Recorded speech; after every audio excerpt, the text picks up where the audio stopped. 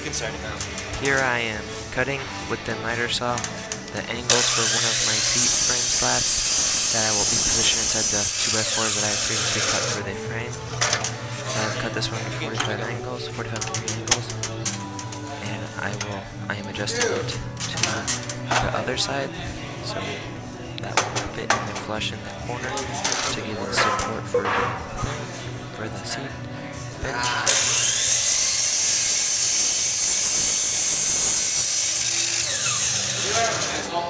Yeah! Good.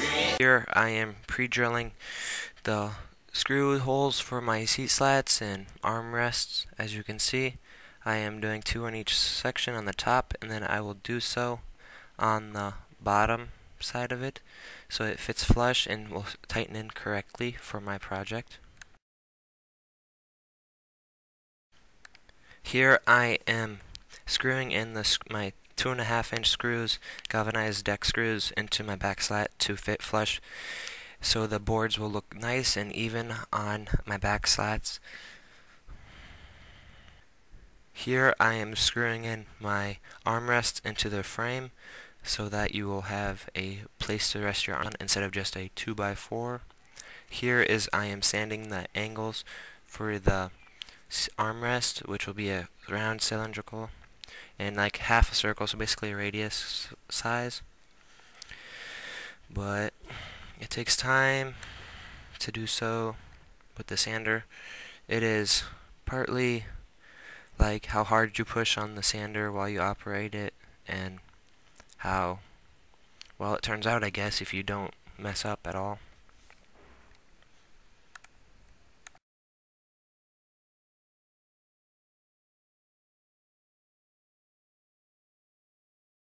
Last 2 screws for my armrest into 2x4 arm frames, so it will look nice and even on both sides.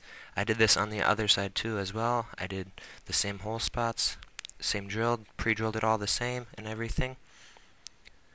Here I am screwing in the legs into the seat frame so that it can stand and you can sit without it having troubles. I put 4 on each leg so that it will look nice and it will be sturdy. Here I am screwing in the back slats frame so it will be nice and sturdy for you. Here I am finishing with my armrest, screwing in the last screw on the far end so that it does not like bow or whatever under the weather. Here I am screwing in the back arm slat supporter, which all my back seat slats are screwed into, as you can see I am doing right now. And there is the bottom one I am screwing into as well. And I did 2 on the top for each slat and 2 on the bottom for all my back seat slats so they look proportional and even. Here I am screwing in my seats, like the bottom of the bench where you'll sit down on, which I did proportionally again, and everything will look nice and sturdy. A bandsaw to cut so my arm slats will sit flush with the back slat so it does not have a gap between the two. And here I am sanding down the inside of it so that it will be nice and smooth and will look nice and soft and whatnot. Here I'm sanding the back side of my bench, not sanding it, but staining the back side of my bench with my Valspar I bought for my last trimester last year. It is a waterproofer and sealer, and it just naturally stains the wood like it would naturally do in the outside, you know, like snow, ice, water. And I'm sitting here doing that to each section, and I did that to each board. I gave it 3 or 4 coats of that. And here's my project right here after I've stained it 3 or 4 times. And you can see I used the bandsaw to cut those edges on the back seat slats. And there you go. That's the seat slats. And there's my angle that I showed you. And there's what I showed you I was sanding with the circular sander. And that is my leg with the 4 screws.